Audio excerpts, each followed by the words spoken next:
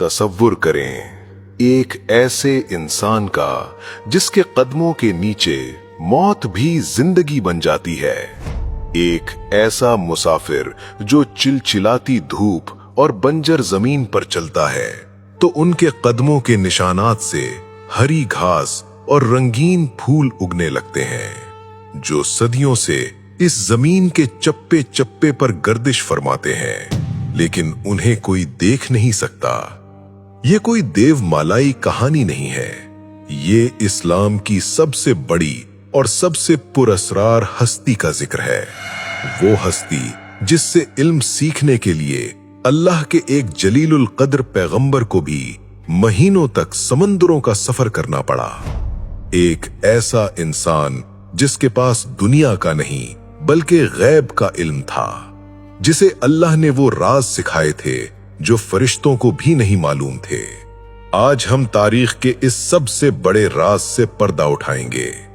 क्या वाकई उन्होंने आबे हयात पी लिया था और आज हजारों साल बाद क्या वो हमारे ही बीच कहीं जिंदा मौजूद हैं?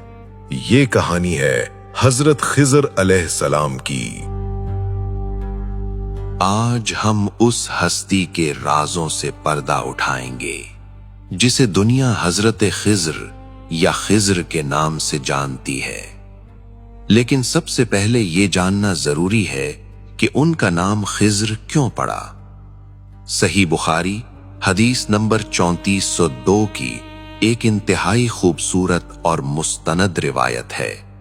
रसूलुल्लाह सल्लल्लाहु अलैहि वसल्लम ने फरमाया, इन्हें खिज़र इसलिए कहा जाता है कि जब वो किसी सफेद और खुश्क जमीन पर बैठते थे तो उनके बैठते ही वो जमीन सरसब्ज यानी ग्रीन होकर लहराने लगती थी।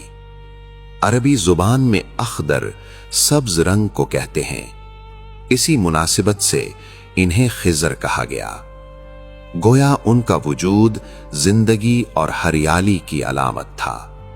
लेकिन तारीख दानों के नजदीक उनका असल नाम क्या था? इनकी पैदाइश और नस्ब के बारे में तारीख में बहुत कम हवाला जात मिलते हैं। मशहूर मुअर्रिख हाफिज इब्ने कसीर और इमाम तबरी रहमतुल्लाह अलैह अपनी किताबों में मुख्तलिफ आरा नकल करते हैं। सबसे मजबूत रिवायत के मुताबिक इनका असल नाम बलिया बिन मलकान था और इनका शजरा नसब सीधा हजरत नूह अलैहिस्सलाम के बेटे साम से जा मिलता है। इसका मतलब यह है कि हजरत खिज़र, हजरत इब्राहीम और हजरत मूसा अलैहिस्सलाम से भी बहुत पहले के दौर से ताल्लुक रखते थे। वो इस जमीन के उन कदीम तरीन इंसानों में से हैं जिन्होंने दुनिया के बेशुमार उरूजो जवाल अपनी आंखों से देखे हैं। कुछ रिवायात में तो यहां तक आता है कि वो इस्कंदर आजम या जुल्करनैन के लश्कर में भी शामिल थे जब वो अंधेरों या जुल्मात के सफर पर निकले थे। कहा जाता है कि जुल्करनैन एक ऐसे चश्मे की तलाश में निकले थे जिसका पानी पीने वाला कयामत तक मौत का जायका नहीं चखता। इसे आबे हयात कहा जाता है। इस अंधेरे सफर में हजरत खिज़र लश्कर के आगे आगे चल रहे थे।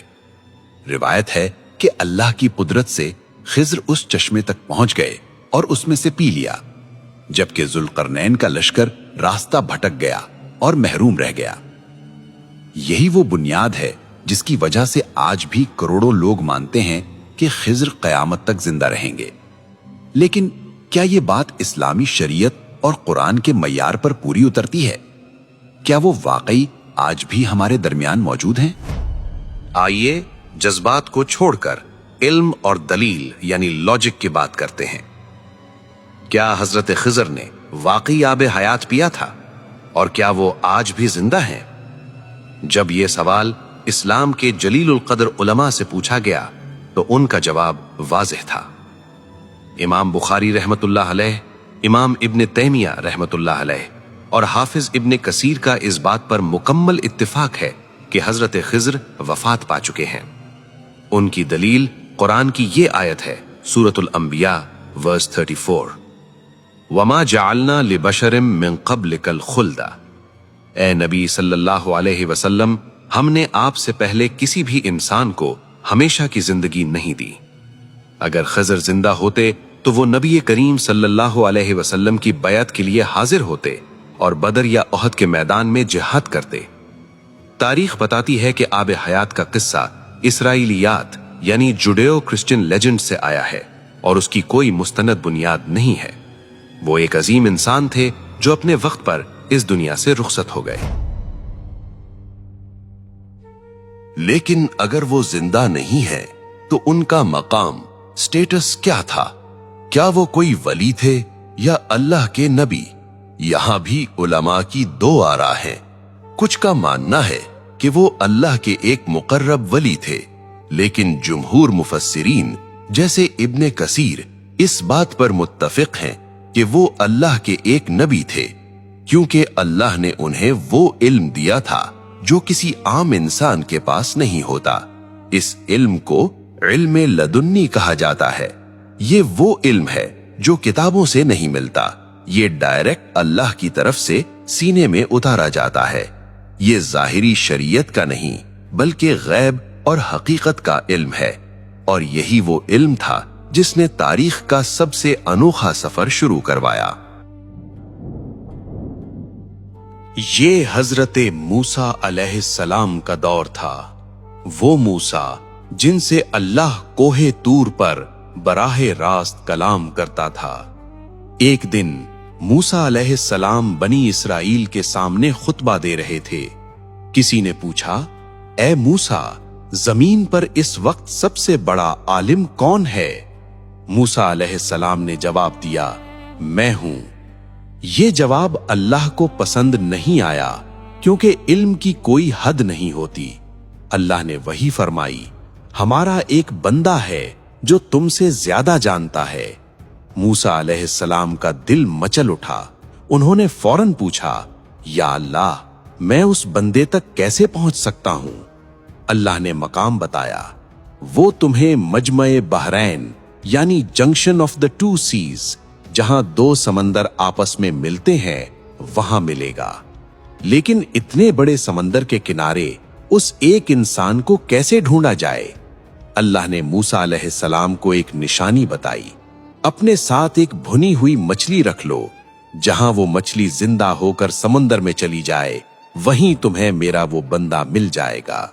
یہ سن کر موسیٰ نے اپنے خادم یشوع بن نون کو ساتھ لیا اور اس عظیم عالم کی تلاش میں نکل پڑے۔ موسیٰ اور یشوع علیہ السلام چلتے رہے، یہاں تک کہ تھک کر ایک چٹان کے پاس سو گئے۔ اسی دوران ایک معجزہ ہوا، وہ مردہ مچھلی جو ان کے تھیلے میں تھی اس میں جان آ گئی۔ وہ تڑپ کر باہر نکلی اور سمندر کے پانی میں ایک سرنگ بناتی ہوئی غائب ہو گئی۔ جب موسیٰ علیہ السلام بیدار ہوئے اور آگے جا کر انہیں بھوک لگی تو خادم کو مچھلی یاد آئی۔ اس نے کہا، جب ہم اس چٹان کے پاس تھے تو مچھلی سمندر میں چلی گئی تھی اور شیطان نے مجھے آپ کو بتانا بھلا دیا تھا۔ موسیٰ علیہ السلام خوشی سے پکار اٹھے، یہی تو وہ مقام تھا جس کی ہمیں تلاش تھی۔ وہ فوراً اپنے قدموں کے نشانات دیکھتے ہوئے واپس اسی چٹان کی طرف پلٹے۔ طویل سفر کے بعد وہ اس مقام پر پہنچے جہاں مچھلی فش غائب ہوئی تھی۔ وہیں ایک پتھر پر ایک شخص چادر اوڑھے سو رہا تھا۔ یہ حضرت خضر تھے۔ موسیٰ نے قریب جا کر سلام کیا۔ خضر نے حیرت سے کہا کہ اس زمین پر سلامتی کہاں سے آئی؟ کیا تم بنی اسرائیل کے موسیٰ ہو؟ موسیٰ علیہ السلام نے عرض کی کہ کیا میں آپ کے ساتھ رہ سکتا ہوں تاکہ آپ مجھے وہ علم سکھائیں جو اللہ نے آپ کو سکھایا ہے؟ ذرا اس منظر کی عظمت دیکھیے۔ اللہ کا ایک جلیل القدر پیغمبر اولو العزم جس کے پاس تورات ہے، وہ ایک دوسرے شخص کے سامنے شاگرد بن کر کھڑا ہے۔ خضر نے فرمایا، اِنَّكَ لَن تَسْتَطِيعَ مَعِيَّ صَبْرًا، بے شک تم میرے ساتھ صبر نہیں کر سکو گے۔ لیکن موسیٰ علیہ السلام بے ضد رہے۔ تب خضر نے ایک شرط رکھی، تم مجھ سے کسی چیز کے بارے میں سوال نہیں کرو گے جب تک میں خود نہ بتاؤں۔ اور پھر وہ عجیب و غریب سفر شروع ہوا جس نے ظاہر اور باطن کی حقیقت کھول دی۔ یہ سفر شروع ہوا۔ موسیٰ علیہ السلام اور خضر علیہ السلام سمندر کے کنارے چل رہے تھے۔ ایک کشتی والوں نے انہیں مفت سوار کر لیا۔ وہ غریب ملاح تھے، محنت مزدوری کرتے تھے، لیکن اچانک بیچ سمندر میں حضرت خضر نے ایک کلہاڑی اٹھائی اور کشتی کے تختے توڑنا شروع کر دیے۔ پانی اندر آنے لگا۔ موسیٰ علیہ السلام جو شریعت کے پابند تھے، ان کے لیے یہ ظلم تھا۔ وہ چیخ اٹھے، اخرقتها لتغرق اہلها، کیا آپ نے اسے اس لیے توڑا کہ اس کے سواروں کو غرق کر دے؟ آپ نے تو بڑی بھاری بات کر دی۔ حضرت خضر نے سکون سے جواب دیا، کیا میں نے نہیں کہا تھا کہ تم میرے ساتھ صبر نہیں کر سکو گے؟ موسیٰ علیہ السلام کو اپنی شرط یاد آ گئی اور انہوں نے معذرت کر لی، لیکن ان کے دل میں ابھی بے چینی باقی تھی۔ وہ کشتی سے اترے اور ایک بستی کے قریب پہنچے۔ وہاں کچھ بچے کھیل رہے تھے۔ اچانک حضرت خضر نے ایک معصوم لڑکے کو پکڑا اور اسے قتل کر دیا۔ یہ منظر کسی بھی انسان کے لیے ناقابل برداشت تھا۔ ایک اللہ کا نبی ایک بے گناہ بچے کی جان کیسے لے سکتا ہے؟ موسیٰ علیہ السلام کا جلال جاگ اٹھا۔ وہ ضبط نہ کر سکے۔ انہوں نے پکارا، اقتلت نفسا زکیۃ، کیا آپ نے ایک پاکیزہ جان کو بغیر کسی جان کے بدلے قتل کر دیا؟ آپ نے تو بڑی بری حرکت کی۔ یہ وہ مقام تھا جہاں ظاہر اور باطن کا ٹکراؤ اپنے عروج پر تھا۔ موسیٰ علیہ السلام قانون دیکھ رہے تھے اور خضر علیہ السلام اس قانون کے پیچھے چھپی اللہ کی حکمت دیکھ رہے تھے۔ خضر نے پھر وہی بات دہرائی، کیا میں نے نہیں کہا تھا تم صبر نہیں کر سکتے؟ موسیٰ علیہ السلام نے آخری مہلت مانگی، اگر اب میں سوال کروں تو مجھے ساتھ نہ رکھنا۔ سفر آگے بڑھا۔ وہ دونوں بھوکے اور پیاسے تھے۔ ایک اور بستی میں داخل ہوئے۔ انہوں نے بستی والوں سے کھانا مانگا، مگر وہ اتنے بخیل سٹنجی تھے کہ انہوں نے مہمان نوازی سے صاف انکار کر دیا۔ اسی بستی میں انہیں ایک دیوار ملی جو گرنے کے قریب تھی۔ حضرت خضر نے بغیر کوئی اجرت مانگے اس دیوار کو اپنے ہاتھوں سے سیدھا کر دیا اور دوبارہ تعمیر کر دیا۔ موسیٰ علیہ السلام جنہیں بھوک لگی تھی اور ان بستی والوں کا رویہ بھی برا تھا، وہ حیران رہ گئے۔ انہوں نے کہا، اگر آپ چاہتے تو اس کام کی مزدوری لے لیتے تاکہ ہم کچھ کھا سکتے۔ یہ تیسری خلاف ورزی تھی۔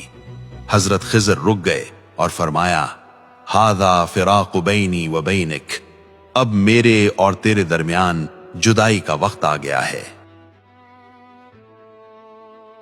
جدا ہونے سے پہلے حضرت خضر نے ان تینوں واقعات کی وہ حقیقت بیان کی جو اللہ نے انہیں سکھائی تھی۔ سنو، وہ کشتی ان غریبوں کی تھی جو سمندر میں مزدوری کرتے تھے۔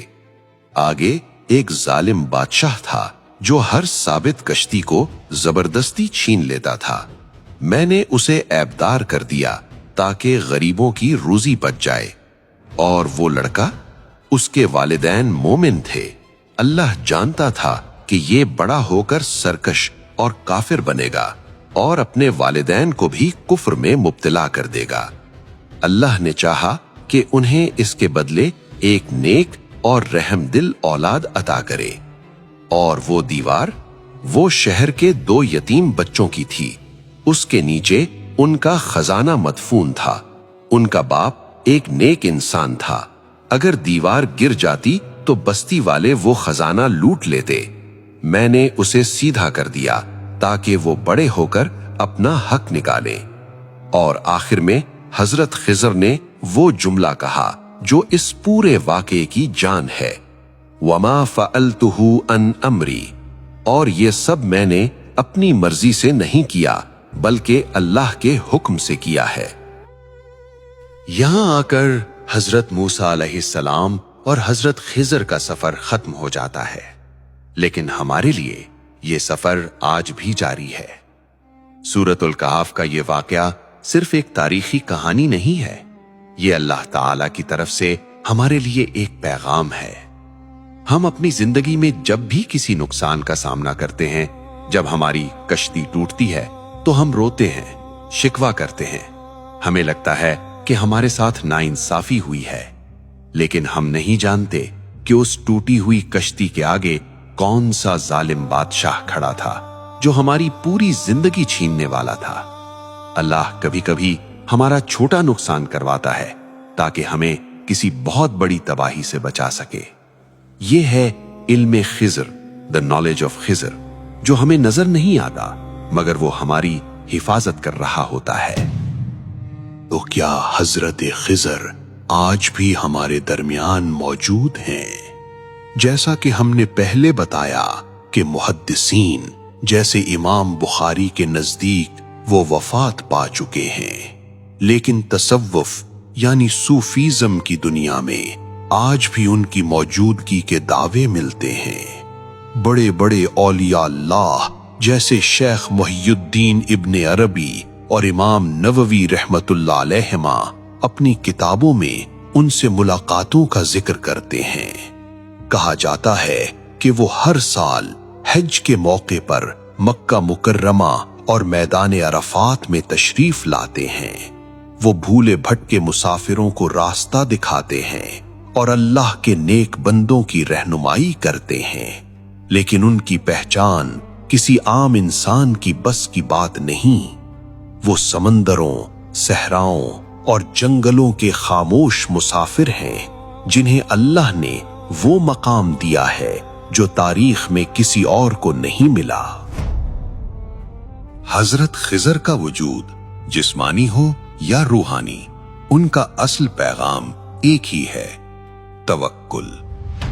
हम इस दुनिया की तस्वीर का सिर्फ एक रुख देखते हैं, पिक्सेल्स देखते हैं, जबकि अल्लाह ताला पूरी कायनात की मुकम्मल तस्वीर देख रहा है। वो जानता है कि कौन सी दीवार कब गिरनी है और किस यतीम का खजाना कब महफूज करना है।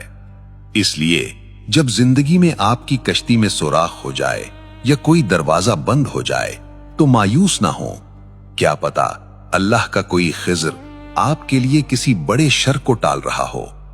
अगर इस दस्तावेजी फिल्म ने आपके दिल में अल्लाह की हिकमत का यकीन पैदा किया है तो कमेंट में सुभान अल्लाह या अल्हम्दुलिल्लाह लिखें और इस पैगाम को अपने दोस्तों और प्यारों तक जरूर शेयर करें ताकि मायूसी के इस दौर में किसी के टूटे हुए दिल को खिज़र वाला सहारा मिल सके।